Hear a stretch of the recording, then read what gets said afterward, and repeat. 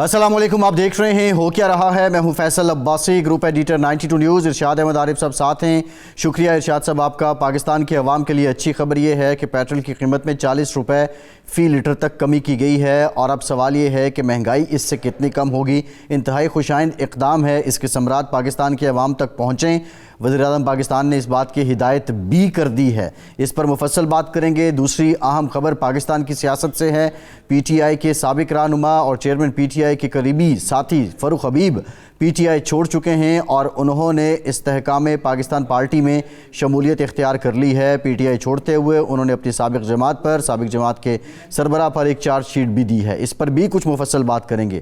لیکن اس وقت جو دنیا میں ہو رہا ہے، اور بالخصوص جو فلسطین میں ہو رہا ہے، غزہ کا معاملہ ہے، اس پر ہر طرف سے جو ممالک ہیں وہ اپنی رائے دے رہے ہیں۔ لیکن آج مسلمانوں کو، دنیا بھر کے مسلمانوں کو اس بات کو اور یہ خبر دیکھ کر خوشی ہوئی کہ جب واشنگٹن پوسٹ نے یہ خبر لگائی کہ جو سعودی کراؤن پرنس ہیں محمد بن سلمان، انہوں نے انتظار کروایا جو وزیر خارجہ ہیں، امریکہ کے سیکرٹری خارجہ ہیں اینٹونی بلنکن، جب وہ پہنچے تو پہلے یہ کہا گیا کہ ان سے جو ملاقات ہے وہ شام کو ہونی ہے، لیکن پھر کہا گیا کہ جو سعودی ولی عہد ہیں وہ اگلے روز آپ کو ملیں گے۔ اور یہ دنیا کی تاریخ میں اور بالخصوص سعودی عرب کی تاریخ میں یہ کوئی پہلا قصہ بھی نہیں ہے۔ مسلم ممالک کی طرف سے اس طرح کے انتظار کروائے جاتے رہے ہیں، لیکن یہ انتہائی اہم معاملہ اس لیے ہے کہ اب سے چند روز پہلے سعودی عرب اور اسرائیل کے بیچ جو تعلقات ہیں وہ نارملائز ہو رہے تھے، امریکہ اس میں کلیدی کردار ادا کر رہا تھا، لیکن غزہ میں جنگ چھڑ جانے کے بعد سعودی عرب نے اپنی پوزیشن کو ڈیفائن کیا ہے، اور اب وہ فلسطین کے ساتھ کھڑا ہے، غزہ کے مسلمانوں کے ساتھ کھڑا ہے۔ اب یہ معاملہ صرف غزہ تک محدود نہیں ہے، یہ آگ جو غزہ میں برس رہی ہے اب امریکہ کے اندر بھی پہنچ چکی ہے۔ ایک 6 سالہ بچہ، اس کو اس کے مالک مکان نے اس بات پہ قتل کر دیا کہ وہ مسلمان ہے اور وہ فلسطینی ہے، اس کی ماں کو چھریوں کے وار کر کے زخمی بھی کر دیا ہے۔ ایک اور جو ڈیولپمنٹ ہے، بظاہر جو انسانی حقوق کی بات کرنے والا امریکہ ہے، امریکہ کے اندر ایک میڈیا کے ادارے کے ساتھ کام کرنے والے 3 مسلمان اینکرز کو بھی معطل کر دیا گیا ہے، اور اسرائیلی جارحیت پر جذبات کی یہ تقسیم بڑھتی جا رہی ہے۔ جو پریشر ہے وہ اسرائیل پہ بڑھ رہا ہے۔ اینٹونی بلنکن سعودی عرب پہنچے، اس کے بعد مصر گئے، اور پھر اب جو امریکی صدر ہیں وہ یہ کہتے ہیں کہ جو اگر اسرائیل غزہ پہ قبضہ کرتا ہے تو یہ کوئی صحیح عمل نہیں ہوگا، یہ اس کی جانب سے غلطی ہوگی۔ بہرحال اس وقت جو مسلم ممالک ہیں ان کا کردار اور جو ظلم و بربریت کی داستانیں ہیں، 10 لاکھ مسلمان غزہ میں بے گھر ہو چکے ہیں، یہ جنگ بندی کیسے ہوگی، اور یہ جو غزہ کا معاملہ ہے کیا اس کا کوئی اب حتمی حل نکلے گا، اس پر ہم مفصل بات بھی کریں گے۔ ارشاد صاحب، محمد بن سلمان جو لفظ لکھا ہے واشنگٹن پوسٹ نے کہ ہیوملینٹ بلنکن اوور، یعنی جو سیکرٹری خارجہ ہیں امریکہ کے محمد بن سلمان نے ان کی توہین کی ہے، ان کا استحصال کیا ہے، یہ واشنگٹن پوسٹ سرخی لگا رہا ہے۔ کیا پیغام چلے جانا چاہیے کہ مسلمان فلسطین کے معاملے پہ ایک ہیں؟ اور دیکھیں، ویسے تو یہ خبر اس طرح کسی اور ذریعے سے آتی تو شاید لوگوں نے کہنا تھا کہ یہ کیسے ہو سکتا ہے کہ محمد بن سلمان جو 4 دن پہلے تک یا ہفتہ پہلے تک، 7 سے پہلے اسرائیل سے تعلقات نارملائز کر رہا تھا، امریکہ کو خوش کر رہا تھا، اب اچانک ایک دوسری انتہا پہ چلا گیا۔ لیکن واشنگٹن پوسٹ تو بہرحال واشنگٹن پوسٹ ہے، اور واشنگٹن پوسٹ اور نیو یارک ٹائم 2 وہ اخبارات ہیں جن کی خبر کو امریکہ میں بھی اور امریکہ سے باہر جو امریکہ کے پیروکار ہیں یا تابع دار ہیں ان کی نظر میں صحیفہ آسمانی سمجھا جاتا ہے۔ لیکن سعودی تاریخ میں یہ کوئی پہلا واقعہ نہیں ہے۔ آپ کو یاد ہوگا کہ 67 وار کے موقع پر جب شاہ فیصل نے فیصلہ کیا کہ ہم تیل کو بطور ہتھیار استعمال کریں گے، انہوں نے تیل کی پیداوار بند کرنے کا اعلان کیا اور اوپیک نے ان کا ساتھ دیا، تو ہنری کسنجر جو اس وقت وزیر خارجہ تھے ایران کے، وہ بھاگم بھاگ وہاں امریکہ کے بھاگم بھاگ وہ سعودی عرب پہنچے۔ یاد رہے کہ اس وقت یہ صورتحال ہو گئی تھی کہ یورپ اور امریکہ کے کارخانے بند ہونے لگے تھے، ٹرانسپورٹ بند ہو رہی تھی، سڑکوں پر گاڑیاں خال خال نظر آتی تھیں، اور باقاعدہ تیل کا کوٹا سسٹم چل رہا تھا۔ تو وہاں جب گئے ہنری کسنجر تو 2 دن فیصل نے ملاقات کے لیے، شاہ فیصل نے انتظار کرایا، اور اس کے بعد پھر اپنے محل میں ملنے کی بجائے ایک صحرائی خیمے میں ملاقات کی. اچھا عربوں کے ہاں ایک عجیب و غریب وہ ہے, وہ اپنا جو عزیز دوست جس پر وہ اعتماد کرتے ہوں یا جس پر اعتماد شو کرنا چاہتے ہوں وہ اس کو محل میں ملتے ہیں یا گھر میں ملتے ہیں, اور جس کو تھوڑا سا اجنبیت کا احساس دلانا ہو وہ پھر خیمے میں ملتے ہیں, اور کم تر لوگوں کو سے وہ خیمے میں ملاقات کرتے ہیں. تو وہ وہاں ملا, اور ظاہر بات ہے کہ ہنری کسنجر نے کہا کہ یہ آپ نے غلط کیا ہے. اس نے یہ کہا کہ دیکھیں اگر فیصل سے کہا کہ بادشاہ سلامت اگر ہم آپ کا تیل خریدنا بند کر دیں تو آپ تو کنگال ہو جائیں گے. تو فیصل نے کہا کہ دیکھیں ہمارے جو اجداد تھے, بزرگ تھے, وہ 2 کھجوریں کھا کے اور اونٹ کا دودھ پی کے گزارا کر لیتے تھے جی, اور سواری کے لیے ان کے پاس اونٹ ہی ہوتے تھے. نہ ان کو گاڑیوں کی ضرورت ہوتی تھی, نہ ان کو محلات کی ضرورت ہوتی تھی, نہ عیش و عشرت کی ضرورت تھی. ہم بھی گزارا کر لیں گے, لیکن آپ سوچیں کہ آپ کو اگر تیل نہ ملا تو آپ کا حشر کیا ہوگا. تو وہ سمجھ گیا, تو اس نے پھر کہا کہ بڑا جملہ اس نے کہا, بڑا سفارتی جملہ تھا. اس نے کہا بادشاہ سلامت میرا جہاز جو آپ کے ایئرپورٹ پر کھڑا ہے اس میں بھی ایندھن نہیں ہے, مہربانی کر کے آپ کو میں منہ مانگی قیمت دوں گا, اس میں تو تیل بھرنے دیں. وہ منہ مانگی قیمت کا مطلب یہ تھا کہ آپ کی بات ہم نے مان لی ہے, اب آپ کے ساتھ مذاکرات ہوں گے. اور انہوں نے کہا کہ میں صرف آپ سے یہ چاہتا ہوں کہ فلسطین کا مسئلہ حل کریں, اور میری زندگی کی خواہش ہے کہ میں 2 نفل بیت المقدس میں جا کے ادا کروں, قبلہ اول میں ادا کروں, اس کے لیے آپ مجھے سہولت فراہم کریں.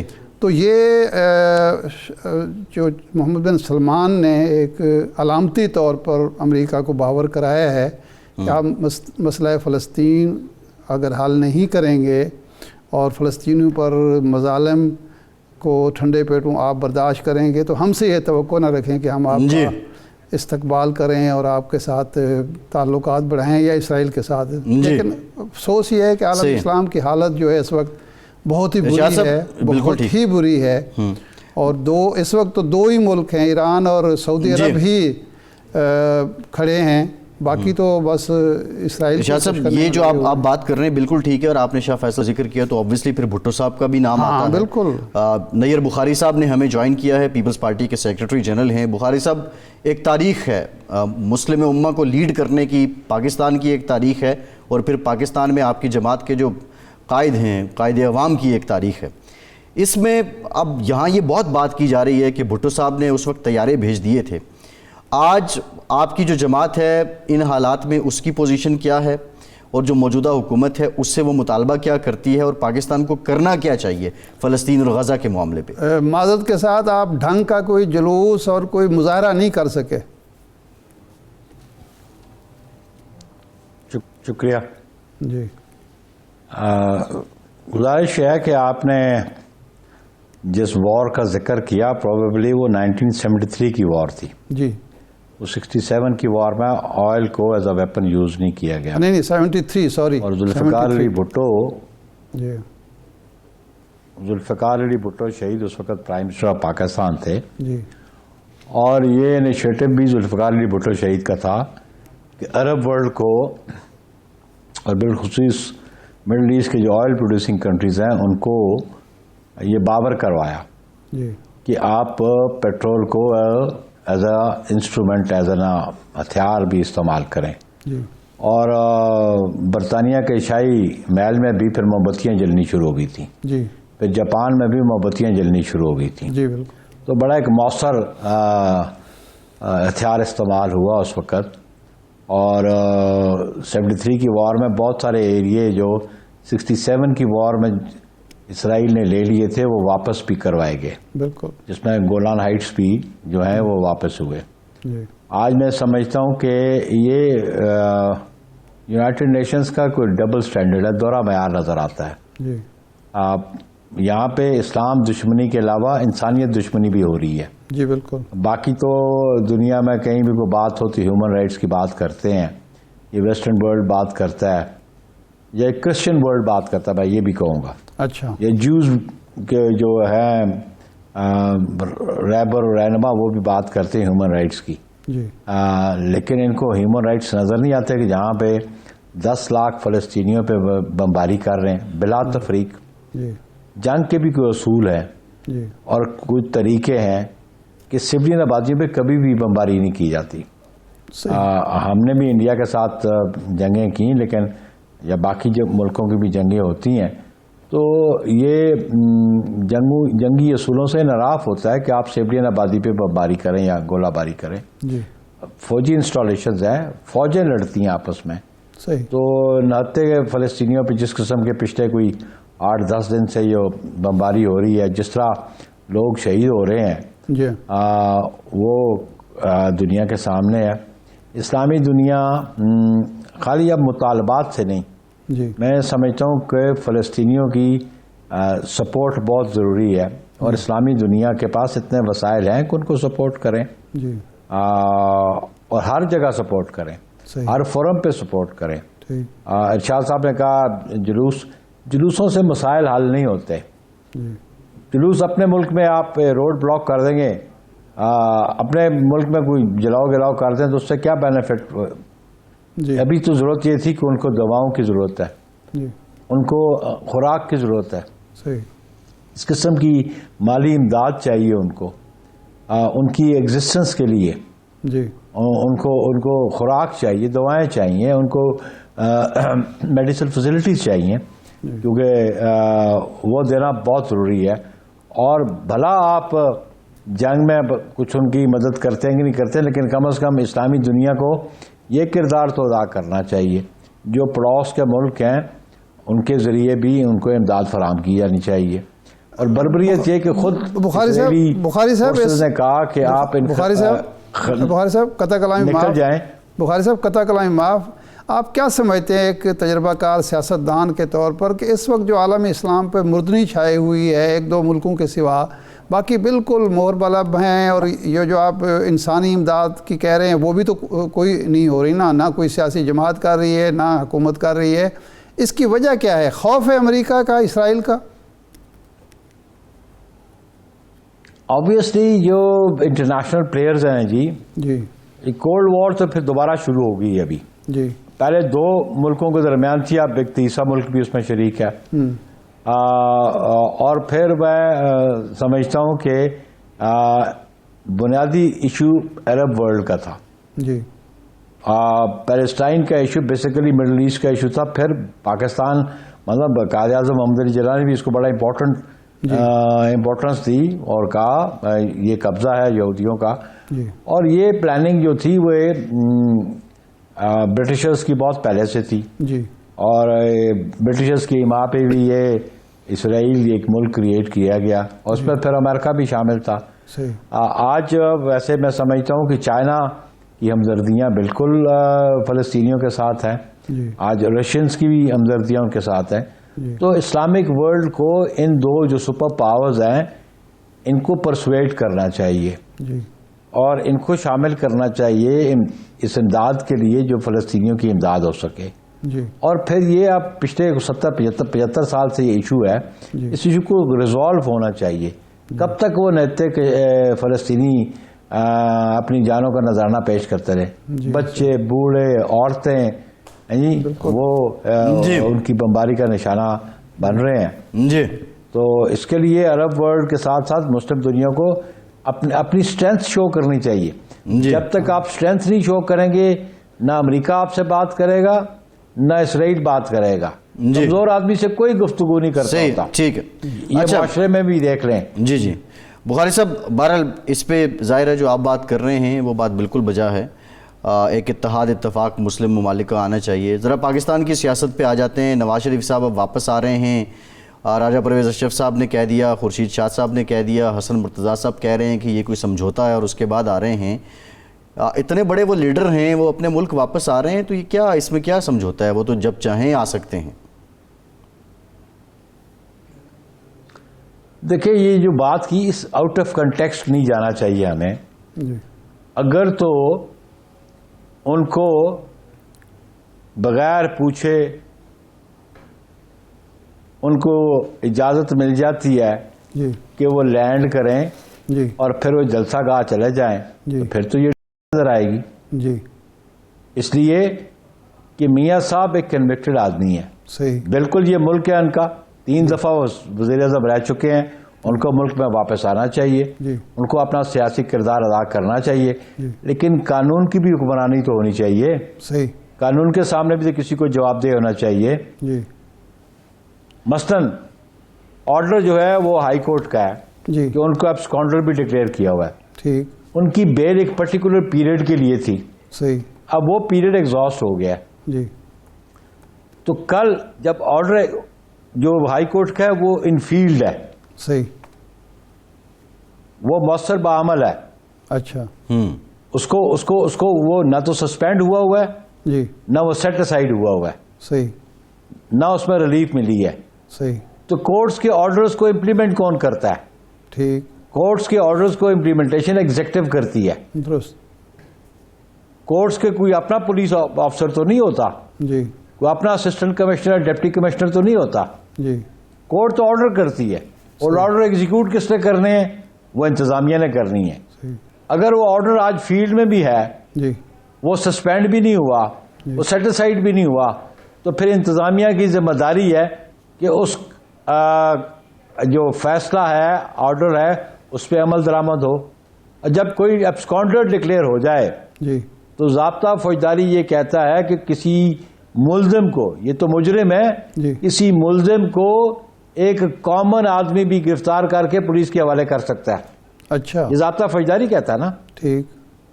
صحیح ہے. اچھا بخاری صاحب, ہر سٹیزن کی ذمہ داری ہے. بخاری صاحب, آپ ایک سیاسی لیڈر نہیں بلکہ ماہر قانون بھی ہیں. اب جو میاں صاحب کی پوزیشن ہے, وہ جب ملک میں آتے ہیں تو اس سے پہلے ان کو پروٹیکٹیو بیل, حفاظتی ضمانت مل سکتی ہے قانوناً یا نہیں؟ وہ بھی سرنڈر کرنے کے بعد ہی سارا پروسیس شروع ہوگا. دیکھیں جی, بیل جو ہے نا, جی. یہ ایک ڈسکریشنری ریلیف ہے ٹھیک. عدالتوں کی, جی. چاہے وہ پوسٹ اریسٹ ہو, جی. پری اریسٹ ہو, جی. چاہے وہ سسپینشن ہو. اچھا. ابھی یہ ان کا کیس تھوڑا مختلف یہ ہے, جی. ایک ضمانت ہے جو انڈر ٹرائل پریزنر کی ٹھیک. یا ایک اکیوزڈ کی, صحیح. ایک ہے سسپینشن آف سینٹینس کنوکٹ کی. اچھا. تو ان کی جو سسپینشن آف سینٹینس والا ایشو تھا, وہ انہوں نے سسپینڈ کی, جی. لیکن ایک پرٹیکولر پیریڈ کے لیے کی. ٹھیک. اور جو پرنسپلز ہیں جی. پوسٹ اریسٹ پری اریسٹ بیل کے, وہ ڈفرینٹ ہے, جی. اور جو سسپینشن آف سینٹینس ہے وہ ڈفرینٹ ہے. ٹھیک. کیونکہ سسپینشن آف سینٹینس اس لیے کورٹس کنسیڈر کر دیے کہ ایک الزام ثابت ہو چکا ہوتا ہے کسی ملزم کے خلاف, جی. پھر وہ اکیوز نہیں رہتا, پھر وہ کنوکٹ ہو جاتا ہے. صحیح. تو پھر عدالت کی ایک مور ثبت ہو جاتی ہے ان کے خلاف الزام ثابت ہو چکا. جی. اور جو بیلز ٹرائل بیفور ٹرائل تو ڈیورنگ ٹرائلز ہوتی ہیں, اس وقت تک وہ کنسیپٹ ہے کہ accused is taken to be innocent till proven guilty. یہ یونیورسل ایک پرنسپل ہے قانون کا. جی. تو اس وقت تک تو وہ اس کو بے گناہ تصور کیا جاتا ہے, جی. جب تک اس کی کنوکشن نہیں ہوتی. جی. یہاں صورتحال ہے, یہاں تو ان کی کنوکشن ہو چکی ہے. جی. اور اگر یہ کل انتظامیہ کورٹ کے آرڈر کو امپلیمنٹ نہیں کرتی, ٹھیک. لاہور کی انتظامیہ نہیں کرتی, جی. پنجاب کی گورنمنٹ نہیں کرتی, جی. تو کل کوئی شخص بھی عدالت میں جا سکتا ہے. ٹھیک. لیکن بخاری صاحب, کہ پنجاب میں انتظامیہ نے جی جی. عدلیہ کیا یہ پیپلز پارٹی کا انتظامیہ نے عدلیہ کے آرڈرز کو امپلیمنٹ نہیں کیا. بطور سیکریٹری جنرل پیپلز پارٹی آپ یہ فرمایا آپ یہ بتا رہے ہیں کہ کیا یہ پیپلز پارٹی کا مطالبہ ہے کہ قانون کی عملداری ہونی چاہیے اور نواز شریف صاحب گرفتار ہونے چاہیے لاہور پہنچتے ہی؟ میرا مطالبہ یہ نہیں ہے گرفتار ہونا چاہیے, یہ ان کا اور عدالتوں کے مابین بات ہے. صحیح. میں اس میں فریق نہیں ہوں. جی. ہم تو قانون کی عملداری چاہتے ہیں. ٹھیک. یہ میں نے پہلے کہا کہ یہ ثواب دیدی ہے, جی. یہ ڈسکریشنری ریلیف ہے. ٹھیک. اگر کورٹ ان کو ریلیف دینے جاتے ہیں, کورٹ سمجھتی ہے کہ ان کے خلاف کیس اس قسم کا ہے کہ ان کی سزا سسپینڈ کی جائے. جی. پہلے بھی ان کی سزا سسپینڈ جو ہوئی ہے ان میڈیکل گراؤنڈز ہوئی ہے. ٹھیک ہے. ابھی وہ سزا آن میرٹ نہیں ہوئی, سوللی وہ ٹریٹمنٹ میں باہر جا رہے ہیں. جی ادروائز تو ہاں اس کیس میں یہ ضرور ہے جی کہ ان کے جو ضرور ہے جی کہ ان کے جو کو اکیوز تھے جو کو کنوکٹ تھے وہ بری ہو چکے ہیں. صحیح یہ ایگزامن تو ہو سکتا ہے صحیح لیکن سینٹینس کو سسپینڈ کرنے کے پرنسپلز ڈفرنٹ ہیں جی میڈیکل گراؤنڈز کے لیے بھی ہے اور میرٹ کے بھی. وہ نہیں. ان کی سسپینشن آف سینٹینس میرٹ پہ نہیں ہوئی, بخاری صاحب وہ میڈیکل گراؤنڈز پہ ہوئی ہے. بخاری صاحب اب یہ گراؤنڈ ہو سکتی ہے کہ جی. میں چونکہ ملک میں آ رہا ہوں 1 لاکھ یا 5 لاکھ یا 10 لاکھ لوگ میرا انتظار کر رہے ہیں, میں جلسہ کرنے کے بعد جلسہ کرنے تک میری جو ہے سسپینڈ کر دی جائے, جلسہ کرنے کے بعد میں اپنے آپ کو سرنڈر کر دوں گا, پھر اس کے بعد جو قانون ہے وہ اپنا راستہ لے گا, تو اس بیس پہ ان کو ضمانت مل سکتی ہے؟ دیکھیں یہ پلی تو لے سکتے ہیں لیکن اس پلی پہ ان کو ریلیف ملتی ہے کہ نہیں ملتی ہے یہ پھر عدالت نے فیصلہ کرنا ہے, میں نے تو کرنا نہیں ہے. صحیح صحیح آیا یہ ساؤنڈ اور ریزنیبل پلی ہے کہ نہیں یہ ڈٹرمنٹ بھی کورٹ نے کرنا ہے. صحیح صحیح ہے. اچھا بخاری صاحب, پلی تو وہ لے سکتے ہیں. جی بخاری صاحب اب معاملہ یہ ہے کہ آپ جو ہیں وہ بہت سی پالیسیز جو آپ اتحادی گورنمنٹ میں تھے اس پہ بھی آپ لوگ تنقید کرتے رہے, اب بھی ایک پولیٹیکل کرٹیسزم, ظاہر آبویسلی آپ اوپوننٹ ہیں پولیٹیکلی تو ایک رائیولری تو ہے, آپ کی جماعت کی طرف سے ہوتا ہے, خورشید صاحب بھی بات کرتے ہیں, ایون بلاول صاحب نے بھی بات کی, لیکن نون لیگ اس پہ صرف ایک بات کہتی ہے کہ آپ ہمارے مخالف ہیں اور یہ آپ کا حق ہے, آپ نے الیکشن میں جانا ہے تو آپ نے کوئی نہ کوئی جواز تو بنانا ہے, اور اس میں کوئی ایسی بات نہیں ہے جو ان کو بری لگتی ہو. تو یہ کیا کانفیڈنس ہے کہ وہ مطلب اب پیپلز پارٹی کی سٹیٹمنٹس کو کنسیڈر کرنا یا اس پہ رد عمل دینا بھی نون لیگ مناسب نہیں سمجھ رہی؟ نہیں, رد عمل انہوں نے کیا دینا, جی پہلے وہ تو جواب دے پاکستان کے قانون کو ہیں اور عدالتوں کو ہیں. ٹھیک, ہمارا رد عمل کیا دینا, ہم تو ان کے اپوننٹ بالکل ہیں, الیکشن ہم نے آمنے سامنے ہو کے لڑنا ہے, جی اور ہم اتحادی گورنمنٹ میں تھے, ہمارا الیکشن کا اتحاد نہیں تھا. جی obviously وہ اپنی کارکردگی پہ جائیں گے, ہم اپنی کارکردگی پہ جائیں گے, لوگ ان کی ویکنیسز ہیں ان کو ہائی لائٹ کریں گے, جی وہ ہماری ویکنیسز کو بھی ہائی لائٹ کریں گے, جی وہ ہم پہ تنقید کریں گے ہماری پرفارمنس پہ, ہم ان کی پرفارمنس پہ تنقید کریں گے. یہ تو پالیٹکس ہے. صحیح.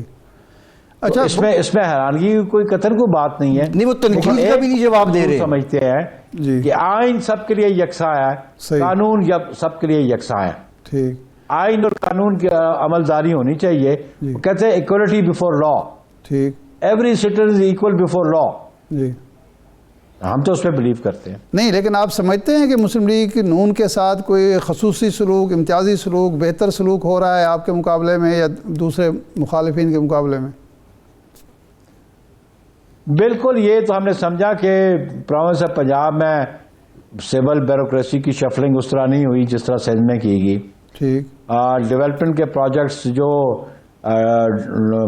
پیسے شہباز شریف صاحب ڈول آؤٹ کر کے گئے ہیں اچھا, اپنے کینڈیڈیٹس کو, اپنے ایم این ایز کو, اپنے ٹکٹ ہولڈرز کو, وہ کام ہو رہا ہے. مثلا میں آپ کو اسلام آباد کی مثال دیتا ہوں.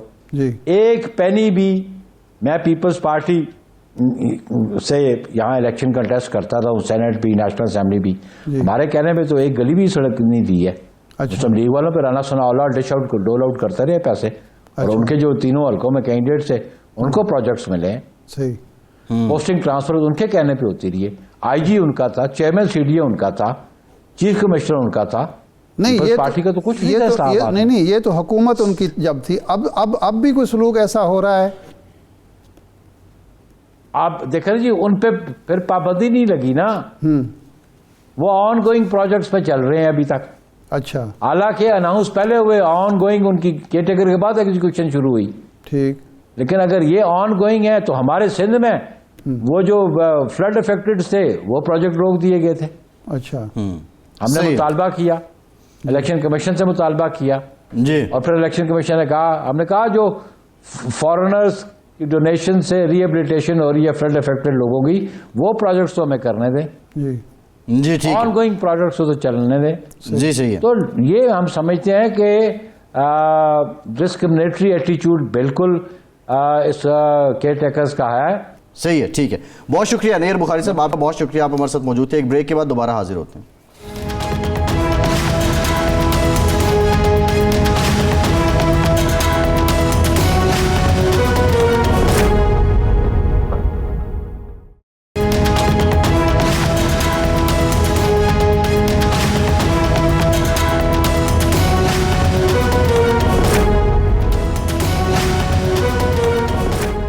بریک کے بعد ایک بار پھر سے آپ کا خیر مقدم کریں گے. ہمیں جوائن کیا ہے پاکستان کے نامور معیشت دان ڈاکٹر خاقان نجیب صاحب نے. ڈاکٹر صاحب thank you very much for your time. Doctor صاحب اب بہت مہینوں کے بعد یہ خبر دیتے ہوئے اور اس پہ بات کرتے ہوئے خوشی ہو رہی ہے کہ پیٹرولیم مصنوعات کی قیمتیں 40 روپے فی لیٹر پیٹرول بالخصوص کم ہوا ہے.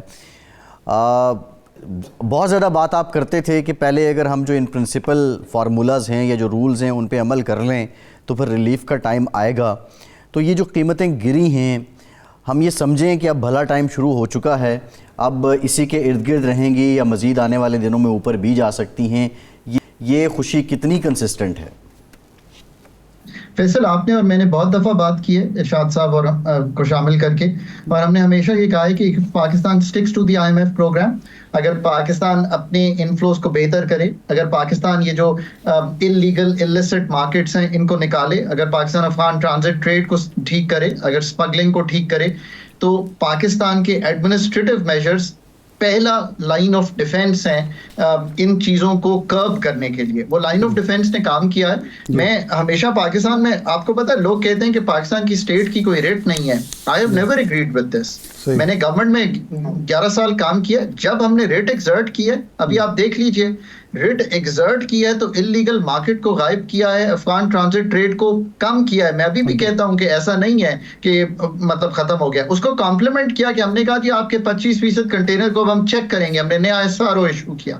کہنے کا مقصد یہ ہے کہ ایڈمنسٹریٹو میجرز کے ساتھ کچھ پالیسی کے ایکشنز لیے, پلس ایسا ہوا ہے کہ دنیا بھر میں بھی جو قیمت ہے وہ کم ہوئی ہے پیٹرولیم پروڈکٹس کی. ابھی تھوڑی سی بڑی ہے جب یہ کانفلکٹ شروع ہوا ہے. آپ کا روپیہ 10% جو ہے وہ بہتر ہوا ہے انٹر بینک میں, اور 20% بہتر ہوا ہے اوپن مارکیٹ میں. سو اللہ کا شکر ہے کہ یہ ریلیف میں اس لیے ضروری سمجھتا ہوں کہ آئی تھنک لوگ احساس نہیں کر پا رہے کہ جو مڈل انکم سے نیچے جتنے لوگ ہیں وہ کتنی تکلیف میں آ گئے ہیں. مطلب doubling of prices I can understand has hurt them. wages تو نہیں نہ بڑھی تھی. اگر 30% پچھلے سال انفلیشن بڑھے اور 25% اس سال بڑھے تو کیا کسی کی ویج 50% بڑھی ہے پاکستان میں؟ قطعی طور پہ کسی کی نہیں بڑھی. سو ہم ان کے ساتھ کھڑے ہیں. سو یہ بہت بات ہے. 48 روپے کا ریلیف آ گیا ہے پیٹرول میں اگر آپ اس 2 ہفتے میں دیکھیں, اور 26 روپے کا ڈیزل میں. اب پاس آن کرنا ہے یہ ریلیف بہت سے پرائیویٹ سیکٹر نے, اور اس لیے نہیں پاس آن کرنا کہ میں صرف ڈنڈا لے کر ان پہ کھڑا ہو جاؤں اور جس طرح کے کمانڈ اکانومی ہے. میں اس لیے پاس آن کرنا ہے کہ یہ ایک کمپیٹیٹو مارکیٹ ہے. پچھلے ماہ پاکستان نے کووڈ لیول پہ اپنی پیٹرولیم کی کھپت ڈراپ کر دی ہے. سو اس سے ڈیمانڈ ڈراپ ہوئی ہے نا. تو اگر میں نہیں لے رہا گاڑیاں, اگر میں نہیں سفر کر رہا بس میں, اگر میں نہیں سفر کر رہا کسی اور طریقے سے اوبر میں, تو ان کی قیمتوں کو ریوائز ہونا چاہیے. سو آئی ایم ریئلی ہوپنگ کہ کمپیٹیٹو مارکیٹ جو ہے ان کو ریوائز کرے گی ڈاؤن ورڈ. پاکستان میں یہ فگر کوئی آپ کو دے گا نہیں. 5% بھی فریٹ جو ہے نا وہ ٹرین سے نہیں کیری ہوتا. دنیا بھر میں ٹرینز کیری کرتی ہیں, پاکستان میں روڈز کیری کرتی ہیں. سو ڈیزل کا بہت بڑا امپیکٹ آنا چاہیے. پھر ایگریکلچر ٹیوب ویل میں ڈیزل استعمال ہوتا ہے. سب سے بڑھ کے ایک آپ کو خبر دوں جو کسی نے سوچا نہیں ہے, فیول پرائس ایڈجسٹمنٹ جو ہے نا وہ نیگیٹو ہو جائے گی کسی ماہ کی ضرور, جو انرجی پرائسز میں بلوں میں لگ کے آتی ہے. سو یہ ایک کافی افیکٹو چیز ہونی چاہیے اگر ہم یہ مومنٹم کنٹینیو کرتے ہیں. اب بہت کام فائنانس ٹیم کا ہے کہ وہ پیسے لے کر آئے. ڈاکٹر صاحب ایک تو عجیب سی بات ہے نا کہ پیٹرول کے مقابلے میں ڈیزل, ہائی سپیڈ ڈیزل کی قیمتیں کم جو ہیں وہ کم کی گئی ہیں, حالانکہ وہ زیادہ ہونی چاہیے. اور پاکستان میں خیال ان محدود چند ملکوں میں سے ہوگا جہاں ڈیزل کی قیمتیں زیادہ ہیں اور پیٹرول کی قیمتیں کم ہیں. اس کی وجہ تو یہی نظر آتی ہے کہ چونکہ کھپت ڈیزل کی زیادہ ہے تو یہاں ایک آمدنی کا ذریعہ ہے. لیکن دوسرا سوال یہ ہے کہ اس موقع پر جو مونوپلی کنٹرول کا ہمارا سسٹم ہے وہ کتنا مؤثر ہو سکتا ہے, کیونکہ ہوتا یہ ہے کہ یہ سارے جو لوگ ہیں ٹرانسپورٹر ہوں یا مینوفیکچرر ہوں, یہ مونوپلی کے تحت جو ہے وہ روک لیتے ہیں جو ریلیف دینا ہے, اور جب اضافہ کرنا ہو تو اکٹھے اضافہ کر لیتے ہیں. سو آپ نے زبردست دونوں باتیں سامنے رکھی ہیں. ڈیزل کی قیمت کی 5 روپے جو ہیں وہ تو چلے گئے ہیں کہ پیٹرولیم ڈیولپمنٹ لیوی بڑھانی پڑی, بیکاز IMF سے طے کیا ہوا تھا کہ 60 روپے تک لے کر جائیں گے, اب 55 کی ہے 50 سے. 1 روپیہ آئی تھنک کچھ ڈیلر مارجنز بھی پچھلی حکومت جو تھی وہ طے کر گئی تھی کہ بڑھانے ہیں تو اس میں چلا گیا. سو یہ 6 روپے تو وہاں چلتے گئے, یہ بات آپ کی درست ہے. دوسرا ہو سکتا ہے کہ انٹرنیشنل کارگوز ایسے پرائسز پہ لیے گئے ہوں ڈیزل کے کہ وہ پیٹرول سے زیادہ ہو اور شاید اتنا ریلیف نہیں دیا گیا. یہ بات آپ کی درست ہے. اب دیکھیں یہ جو آپ نے بات رکھی ہے نا ارشاد بھائی, یہ ہے کلیدی. آپ کے ہاں ایک ادارہ ہے, اس کا نام ہے, آپ جس کا ذکر کر رہے ہیں وہ پہلے مونوپلیز کمیشن شاید کہلاتا تھا, اب وہ کہلاتا ہے کمپٹیشن کمیشن آف پاکستان. یہ بالکل ان کا فرض ہے. ان اداروں کو تو آپ کو ریگولیٹر کو تو بہت مستحکم کرنا ہے. اور میں ہر دفعہ کہتا ہوں کہ پاکستان کی سرجری پاکستان ڈاکٹرز نے کرنی ہے, بٹ جو ریگولیٹری سرجری ہے نا وہ ہم نہیں کر سکتے کیونکہ یہاں پہ ٹرینڈ ریگولیٹرز ہیں نہیں. 10 سال پہلے تو ہم نے ریگولیٹر بنائے تھے, تو آپ کو اگر باہر سے بھی مدد ٹیکنیکل سپورٹ لینی پڑے تو یہ آپ کی بات بالکل درست ہے. جہاں پہ آپ دیکھیں کلوسیو بیہیویئر, جس کا مطلب ہے کہ میں نے اور ارشاد بھائی دو ہی ہم مارکیٹ کے آپریٹرز ہیں, ہم نے مل کے یہ طے کیا کہ یہ جو دو موونگ ہمارے کارگوز کی کمپنیز ہیں ہم ان پہ قیمت نہیں کم ہونے دیں گے, تو ہم نے کمپیٹیٹیو بیہیویئر نہیں کیا. تو اس طرح کی چیزوں کو کرب کرنے کے لیے بہت کلیدی رول جو ہے وہ ریگولیٹرز کا ہے. جیسے اسٹیٹ بینک کا کلیدی رول تھا کہ وہ جو منی ایکسچینجرز ہیں ان کو پہلے جا کر یہ کام کرتا تاکہ یہ مارکیٹ ہی کریٹ نہ ہوتی پاکستان میں. آپ نے بالکل بات درست رکھی. پر اب بھی آئی تھنک کہ جو ایڈمنسٹریٹو ایکشنز ہیں وہ لیے جائیں گے. اسٹیبلشمنٹ انشور کر رہی ہے اور پروونشل گورنمنٹس انشور کریں گی کہ یہ کام ایسا کلوسیو بیہیویئر میں نہ ہو. پر میں یہ سمجھتا ہوں کہ کمپٹیشن اور جو مارکیٹ فورسز ہیں نا وہ بھی ڈرائیو کریں گی ڈاؤن ورڈ پرائسز کو. صحیح. یہ جو آپ نے کیپیسٹی بلڈنگ کی بات کی, یہ کیپیسٹی بلڈنگ کا ایشو ہے یا ایک سستی ہے یا کام نہ کرنے کا ایک ہے یا مفاد پرستی ہے جس کی وجہ سے ہمارے جو ریگولیٹری ادارے صحیح اپنا کردار ادا نہیں کر رہے؟ ارشاد صاحب یہ اگر ملٹیپل چوائس کویسچن ہوتا تو میں اس کا جواب دیتا آل آف دی ابو. پاکستان میں انرشیا بہت زیادہ ہے اسٹیٹ سیکٹرز میں, لوگ پرو ایکٹیو نہیں ہیں. جب تک کہ بادل برس نہیں پڑتے ہم چھتری کھولتے نہیں ہیں. ہم نہیں کہتے کہ چھتری پہلے کھول لیں تاکہ گیلے نہ ہوں. یہ آپ کی بات درست ہے. کیپیسٹی کا بھی بہت سیویئر ایشو ہے, اور پھر انٹرسٹ گروپس اتنے پاورفل ہیں, وہ اتنے سیویئرلی ہٹ کرتے ہیں یا لائرز اس لیول کے رکھتے ہیں کہ سٹیز لے لیتے ہیں اور مطلب سالوں سال وہ سٹیز پھر چلتے رہتے ہیں, بیکاز ان کی بیٹری آف لائرز جو ہیں وہ ہمارے اس آپ سمجھ سکتے ہیں کہ اسٹیٹ کے جو ہمارے لائرز اپیئر ہوتے ہیں اس طرح سے شاید کیس کو پرسنلی نہیں پرسو کر پاتے. یہ تینوں چیزیں ہیں. اسٹیٹ کی کیپیسٹی کو بلڈ کرنا از اے مسٹ. صحیح. اچھا ڈاکٹر صاحب, ڈالر ہم دیکھ رہے ہیں, پاکستان کا روپیہ تگڑا ہو رہا ہے, آپ نے خود بھی ذکر کیا ہے. ابھی تک یہ جو 320-25 سے 277-76 تک کا سفر ہم نے طے کیا ہے, اس میں صرف ہم نے لیکیجز کنٹرول کی ہیں یا ان دنوں میں کوئی ایف ڈی آئی بھی آئی ہے؟ 10% انٹر بینک میں تقریباً آج انکلوڈ کروں تو ہم نے اسٹرینتھنگ کر لی ہے. اس میں سب سے بڑھ کے یہ ہے کہ ڈی ڈالرائزیشن ہو رہی ہے. اس وقت جو آپ کا ایکسپورٹر ہے وہ لیکوڈیٹ کرنا چاہتا ہے اپنے ڈالر کو, اس لیے لیکوڈیٹ کرنا چاہتا ہے کہ وہ سمجھتا ہے کہ کل کو ریٹ کم ہوگا. امپورٹر بک نہیں کرنا چاہتا اپنے ڈالرز کو بیکاز وہ سمجھتا ہے کہ کل میں سستے ریٹ پہ بک کروں گا. پاکستان کا جو ایک investor mindset of dollarisation بن گیا تھا, یہ نمبر 2 بات ہے, وہ بھی ٹوٹا ہے. کچھ آپ کے جو فلوز ہیں جو آ رہے تھے اوپن مارکیٹ میں وہ بھی جا رہے ہیں اب انٹر بینک میں, بیکاز اوپن مارکیٹ میں میں اور آپ بائر نہیں ہیں, مجھے وہ انٹرسٹ ٹوٹ گیا ہے کہ میں اس میں انویسٹ کروں. سو سینٹیمنٹ کی تبدیلی, ڈالر کی امپروومنٹ, یہ ٹھیک تب ہوگا, پائیدار تب ہوگا. میں بار بار کہتا ہوں, اور فیصل یو کین کوٹ می آن دس, جیسے آپ مجھے شروع میں کوٹ کر رہے تھے کہ جب کمرشل انفلوز جو آنے ہیں 5 ارب ڈالر تک کے ان کو مستحکم کیجئے, 9 ارب ڈالر کے پلیجز ہیں جنیوا کے ان کو لائیے, پروگرام اینڈ پروجیکٹ لونز ہیں ورلڈ بینک وغیرہ کے ساتھ ان کو کیجئے, اور سب سے بڑھ کے 30 ستمبر کے ٹارگٹس پہ بیسڈ آئی ایم ایف کا جو نومبر کا ریویو ہے اس کو کمپلیٹ کیجئے. یہ ایک پوری ہم نے پکچر آپ کے سامنے رکھ دی ہے. صحیح. اچھا, اب بیلٹ اینڈ روڈ کے حوالے سے چائنا میں کانفرنس ہو رہی ہے, ہمارے وزیر اعظم بھی گئے ہیں, ہمارے بہت سارے منصوبوں میں چائنا شریک ہے, مزید ہماری طرف سے کچھ تجاویز بھی گئی ہیں. آپ کس قدر مطمئن ہیں کہ چین کی طرف سے سی پیک میں اور سی پیک سے الگ کراچی کے بعد منصوبوں میں, لاہور کے بعد منصوبوں میں سرمایہ کاری آئے گی اور جلدی آئے گی؟ دیکھیں ایز وی موو اہیڈ اب پاکستان کو ہم نے انویسٹمنٹ ڈیسٹینیشن کی طرف لے کر جانا ہے.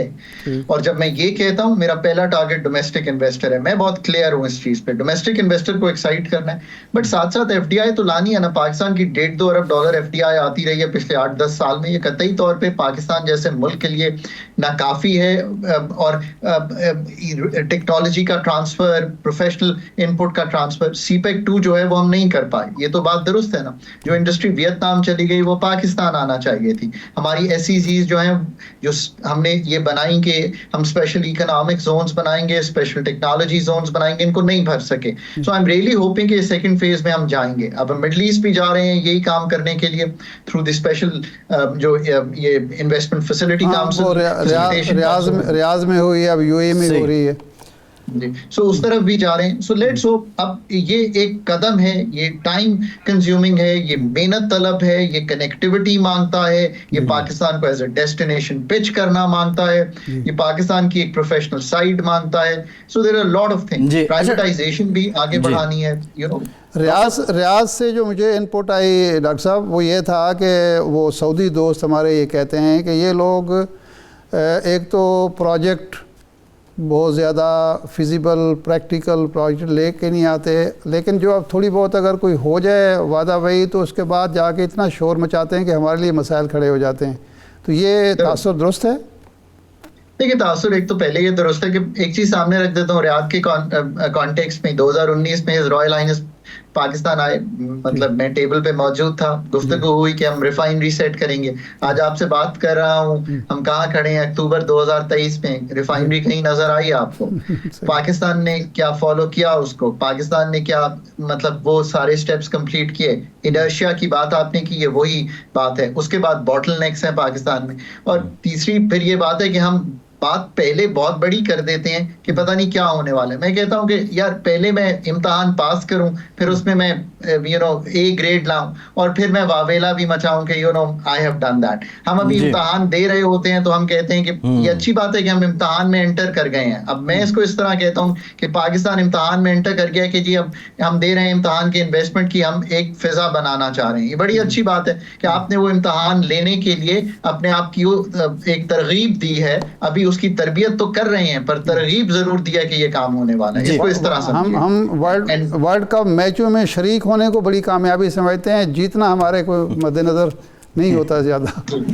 اچھا جی ڈاکٹر صاحب, اچھا ایک لاسٹ بات ہے, یہ ساری انویسٹمنٹ ایف ڈی آئی سے ریلیٹڈ جو پاکستان کا بھی جو کاروباری لوگ ہیں, مینوفیکچرنگ سے ہوں یا دیگر انویسٹرز ہیں, ان کا شکوہ ہے جو کاروباری لاگت ہے, کاسٹ آف ڈوئنگ بزنس ہے, اور دوسرا سب سے بڑا شکوہ ہے ایز آف ڈوئنگ بزنس ہے. اور ease of doing business directly related to F B R taxation, یہ جو نظام ہے, ہم ان ہرڈلز کو کیسے دور کر سکتے ہیں؟ ہم یہ بات تو کر رہے ہیں ایف ڈی آئی آ جائے گی, فلاں ملک بھی انویسٹمنٹ کر لے گا, لیکن یہ جو بات سیدھی کرنی, اس پہ ہم انہیں کنونس کیسے کریں گے؟ کیونکہ یہ تو ہماری کوتاہیاں کمیاں ہیں ہی, ان کو مانتے ہیں ہم. دیکھیے پہلی بات یہ کہ تالی اس ضمن میں دونوں ہاتھوں سے بجے گی. سو میں پہلے اپنی کوتاہی مان لیتا ہوں کہ جی اسٹیٹ کا ایک, جو کہ میں نے اسٹیٹ کے لیے کام کیا, کہ اسٹیٹ کی کوتاہی ہے کہ وہ اس طرح کے ریفارم نہیں کر پائی ہے کہ پرائیویٹائز کر دے انرجی کو, انرجی میں کمپیٹیٹیو مارکیٹ ہو, انرجی انڈیجنس یعنی کہ پاکستانی تھر کول سے, ہماری ہوا سے, ہمارے سورج سے بن رہی ہو, ہمارے آبی ذخائر سے بن رہی ہو. تو پہلی تو یہ بات ہے. تو ہم کاسٹ آف ڈوئنگ بزنس میں اوپر ہیں.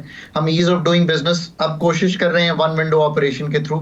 ایک تو یہ ہم لوگوں کو کہنا چاہ رہے ہیں, ڈومیسٹک انویسٹر کو بھی میں کہتا ہوں ایس آئی ایف سی جاؤ, کوئی مشکل ہو ان کو ای میل دو, لیٹ سی کہ وہ جواب دیتے ہیں, نہیں دیتے میری ای میل پہ لکھو, بیکاز وہ کہتے ہیں ہم جواب دیں گے. سو آئی ایم ریئلی ہوپنگ. ایک تو یہ بات ہے. اب تیسری بات میں اس کا دوسرا ایک آنسر ہے, وہ یہ ہے کہ ایک جو ہمارا پرائیویٹ سیکٹر ہے نا, اس کو بھی یہ سوچنا چاہیے کہ اسٹیٹ کے جو جسے کہیں گے نا کلچز, ان پہ ساری زندگی نہیں گزرے گی. انہوں نے کتنی R&D کی ہے پاکستان میں.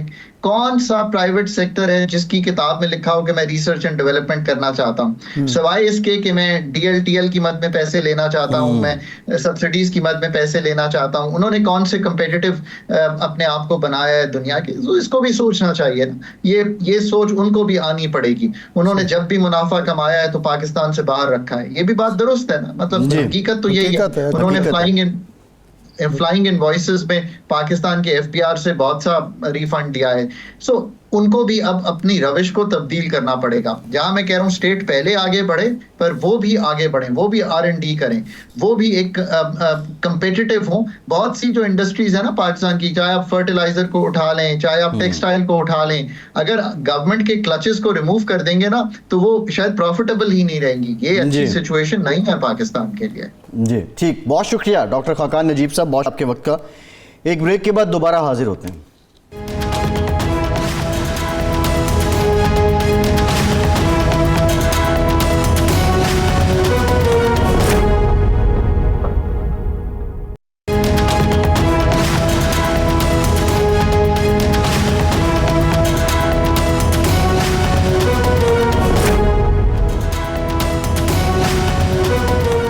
ब्रेक के बाद एक बार फिर से आपका खैर मकदम करते हैं। इरशाद साहब, फ़ारूक हबीब साहब जो हैं वो पीटीआई छोड़ गए हैं, और ना सिर्फ उन्होंने पीटीआई छोड़ी है बल्कि एक चालान शीट, पूरी चार्ज शीट उन्होंने साबिक जो उनकी जमात है उसके सरबराह जो हैं उन पर दी है, और अब वो आईपीपी का हिस्सा बन गए हैं।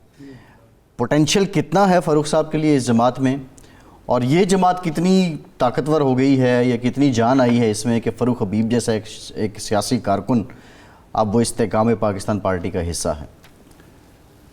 अच्छा, वैसे समझ नहीं आ रही कि जो चार्ज शीट उस्मान बुज़दार साहब ने पेश की थी उसमें फ़ारूक हबीब साहब को भी एक किरदार बताया था, और वो बल्कि उनका किसी और को तो उन्होंने शामिल नहीं किया। उन्होंने तो कहा कि एक ही था और हमें मजबूर किया जाता। वो वैसे दिलचस्प, हमाद अज़हर का नाम भी उन्होंने लिया।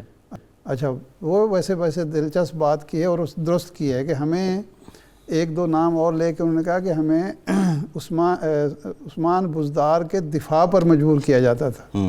और ये वाकई सही है कि मुझे इल्म है कि बहुत सारे जो लोग थे साथी पीटीआई के, वो इस बात पे और हर चीज़ जो गलत सही हिमायत करनी होती थी, दिफा करना होता था, ऐसी चीज़ों का वो वैसे दिफा कर रहे होते थे। मिसाल के तौर पर ये घड़ी का जिस तरह दिफा किया जा रहा था, आपको याद होगा कि वो मैंने ये कह दिया कि अखलाकी तौर पर तो मुनासिब नहीं है, और कासिम सूरी साहब हमारे प्रोग्राम में थे, तो आपने एक तमहीद बांधी है और क्या किया है, कौन सा जुर्म। हाँ, याद बिल्कुल ऐसे मैंने सिर्फ ये कहा था कि फ़ारूक साहब कितनी बार उलझे हमसे। हाँ, कभी घड़ी पे उलझ दिए, कभी साइफर पे उलझ दिए, कभी किस पे, लेकिन आज जो उन्होंने लेकिन ये है कि उस्मान बुज़दार के हवाले से मेरा ख्याल है ये इत्तेफाक पाया जाता है पीटीआई के अंदर के ये जुर्म जो है वो हमने जो किया है ये सबसे ज़्यादा उनके दिफा का, कभी उस्मान बुज़दार के दिफा का जो जुर्म हमसे सरजद हुआ है। ये खैर शाद साहब आप जो मर्ज़ी करें, भले आपका इलाका एक है, सब चीज़ें एक हैं, लेकिन बुज़दार साहब को ये क्रेडिट ज़रूर जाता है कि उन्होंने अपना हर फैसला बर वक्त किया। देखें, वज़ारत आला छोड़ने का फैसला भी बर वक्त उन्होंने वज़ारत आला छोड़ी तो गवर्नर साहब गए, चौधरी सरवर साहब जो हैं वो हुब्बे बुज़दार में गए। उसके बाद पार्टी छोड़ने का फैसला भी उन्होंने खासा बंदर चले गए। पार्टी छोड़ने का फैसला भी बर वक्त किया, उसके बाद खामोशी का फैसला भी बर वक्त किया।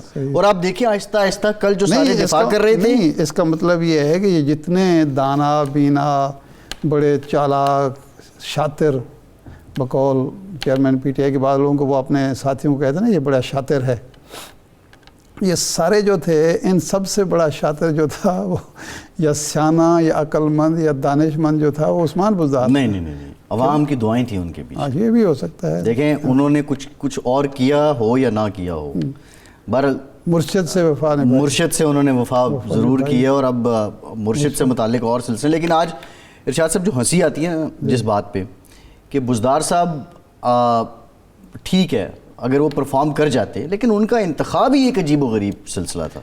वो ज़वाल है, वहाँ से ज़वाल शुरू होता है। वो तो उसके तो कोई जस्टिफिकेशन, लोगों ने ये कहा कि वो कौन था, मंसूर वो था एक खिलाड़ी था जिसको उस वक्त कप्तान जो हैं वो बनाना चाहते थे, वसीम अकरम से भी बड़ा खिलाड़ी मानते थे, मंसूर था नाम उनका गालबन, और वो बेचारा चल नहीं सका। इसको भी वसीम अकरम प्लस बना दिया, और इसका भी वही असर होना था। लोग उस वक्त कहते रहे, हम जैसे लोग तो, मुझे टीवी प्रोग्राम में ही मेरे ख्याल हमारे ही किसी प्रोग्राम में किसी ने कहा कि जी خان صاحب کہتے ہیں کہ اس کو میں اس لیے بنا رہا ہوں کہ یہ میرے پاس جب آیا ہے تو اس نے کہا جی میرے علاقے میں بجلی نہیں ہے، تو میں نے کہا کہ ایسا آدمی جو اپنے علاقے کی بات کرتا ہے اس کو وزیر اعلیٰ ہونا چاہیے. تو میں نے اس سے کہا، اس وقت یہ کہا تھا کہ جس آدمی کا باپ 2 دفعہ ایم پی اے رہا ہو، وہ خود تحصیل ناظم رہا ہو، اور بجلی نہ لگوا سکے، بجلی اپنے گاؤں میں نہیں لگوا سکتا، تو یہ میرٹ ہے یا ڈی میرٹ ہے؟ اس کو تو اسی بیس پہ ہی کوئی وزارت نہیں ملنی چاہیے، بلکہ ایم پی اے واپس لے لینی چاہیے کہ تم اتنے نالائق ہو کہ تم اپنے علاقے میں بجلی نہیں لگوا سکتے، تم صوبے کی کیا خدمت کرو گے. لیکن خیر وہ دیکھیں ارشاد صاحب، اب ایک آج جو فاروق صاحب نے بات کی ہے نا، بزدار صاحب اس سے مبر ہیں. فاروق صاحب نے یہ کہا ہے کہ ایسے اقدامات مت کریں، جو پی ٹی آئی کے نوجوان روپوش ہیں وہ ٹھنڈے دماغ سے اپنا فیصلہ کریں، ایسے کام مت کریں جس کی وجہ سے ہماری فیملی سفر کریں، اور ٹھنڈے دماغ کے ساتھ اپنی ذہن سازی کر کے کوئی فیصلہ لیں. یہ ایک بات انہوں نے کی ہے. نہیں، یہ تو خیر ظاہر ہے، یہ تو دیکھیں اس میں کوئی بری بات نہیں ہے. بزدار صاحب کو ٹھنڈے دماغ کی نوبت ہی نہیں ہے. وہ پہلے سے ٹھنڈے دماغ کے تھے، ٹھنڈے راستے. تو میں جو آپ سے کہہ رہا ہوں کہ دیکھیں وہ پہلے سے ٹھنڈے تھے، ان کو ضرورت ہی نہیں ہے کہ دماغ جو ہے ان کو ضرورت نہیں پڑی کہ کوئی تلقین کرے، کوئی ترغیب کرے. وہ ٹھیک ہے، آرام سے انہوں نے حب الوطنی کا مظاہرہ کیا اور انہوں نے کہا کہ اور ان کی سب سے بڑی کامیابی فقیرانہ آئے صدا کر چلو، میاں خوش رہو، ہم دعا کر چلے. لیکن ان کی سب سے بڑی کامیابی ہے انہوں نے کبھی میڈیا کو منہ ہی نہیں لگایا. یہ ان سے بات ہی نہیں کرتے. نہیں، میڈیا کے وہ لوگوں کے گھروں میں جاتے تھے، وہ ٹھیک ہے ایونٹس بھی آتے تھے، لیکن انہوں نے نہیں وہ گھروں میں بھی لوگوں کے جاتے تھے. وہ بڑی انہوں نے کمپین اپنے حق میں چلوائی. بہت سارے لوگ، ایسی بات نہیں ہے، وہ تھے، لیکن بہرحال ٹھیک ہے، ان کا حق تھا وہ سیاست. اچھا آپ یہ بتائیں کہ فاروق حبیب صاحب بھی آ گئے ہیں، چوہان صاحب بھی آ گئے ہیں، اور آپا فردوس بھی ہیں. اب کیا یہاں پہ بھی ایک مقابلہ ہوگا؟ اور ویسے تو دیکھیں بڑی تگڑی ٹیم مل گئی ہے آئی پی پی کو ترجمانی کے لیے. اس سے تگڑی ٹیم میں سمجھتا ہوں کہ نہیں مل سکتی. اور یہ سارے لوگ ان کی اپنی پینیٹریشن ہے میڈیا میں. یا یہ پی ٹی آئی کو ملی تھی یا ان کو ملی ہے. فواد چودھری بھی ادھر ہی ہیں ویسے. ادھر ہے، ہاں، ابھی تک تو انہوں نے انکار نہیں کیا. ہاں یہ دیکھ لیں. ارشاد صاحب پروگرام کا ٹائم ختم ہو.